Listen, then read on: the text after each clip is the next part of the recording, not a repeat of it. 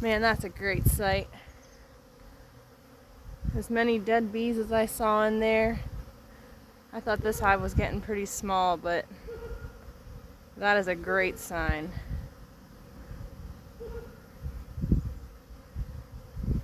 Bees everywhere.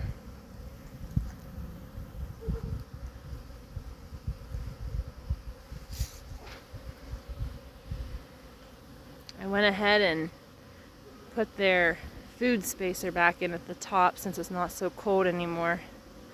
That gives them a little bit of an extra entrance to get out.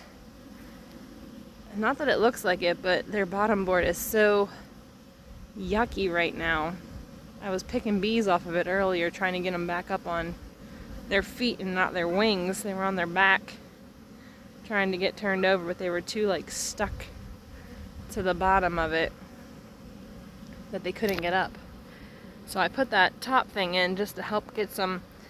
That's basically where the cluster is up top. That leaves them that extra little door at the top so they don't have to go all the way down to the bottom and get back out, and then go all the way back up to get back clustered up. It gives them a little bit of a air ventilation then too, so that they're not condensating too much. This hive over here, it's doing great too. Okay, if you watch this video, this is your bees. They're still doing good.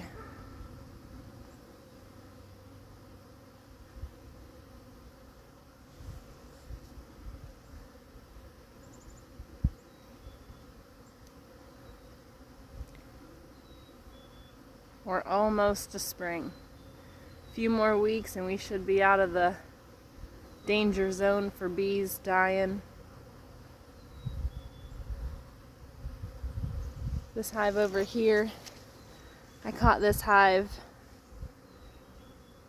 I think it was in May. It was at my mom and dad's, and it was in a nuke box, which is 5 frames, and it literally covered up 2 of the frames, and it just plugged along really, really well last year, and it's doing well. I'm really impressed at how well it grew,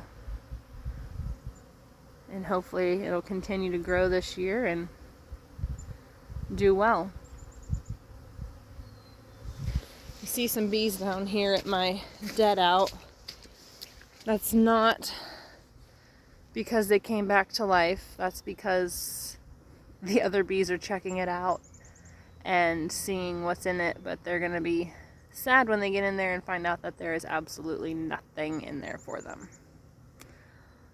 This hive over here is doing well. It's pretty small. It's on the lower end of a bee cluster. It's only about 3 frames in the super, and then it does drop down into the deep a little bit, but not much.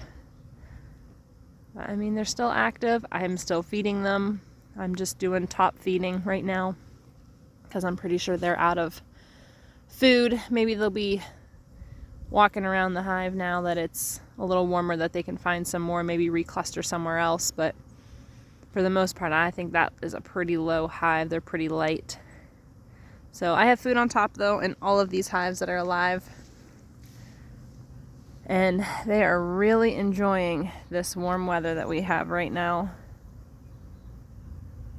That sun is really warm, which is really getting them to pull out of their hives and fly around. Those ones down there, they're all orienting. That just means they're figuring out where their hive is and taking some little laps out, and then they just get bigger and bigger. As you can see, these bees coming in behind me, they're coming in from somewhere. Maybe the maple trees, I don't know. But they're definitely getting out there, that's for sure. I don't know if you can see them flying or not, but they're definitely flying around.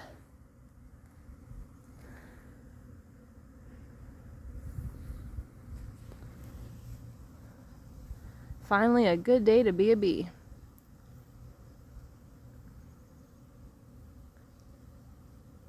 I hope to continue doing my videos and sharing the bee life, and we'll grow in the summer to doing monarch butterflies and whatever other creatures we can find. I really like praying mantises.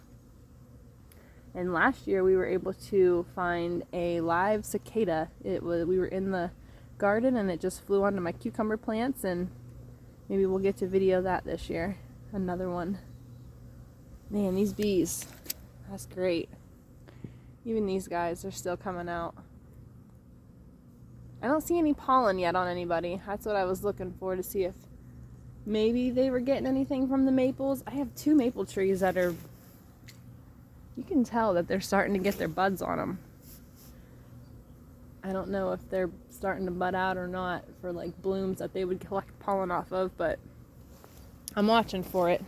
It's kind of hard to see maple pollen though because it's brown and it blends in really well unless you're pretty close to the hive. It's not like your dandelion, or dandelion's real bright orange.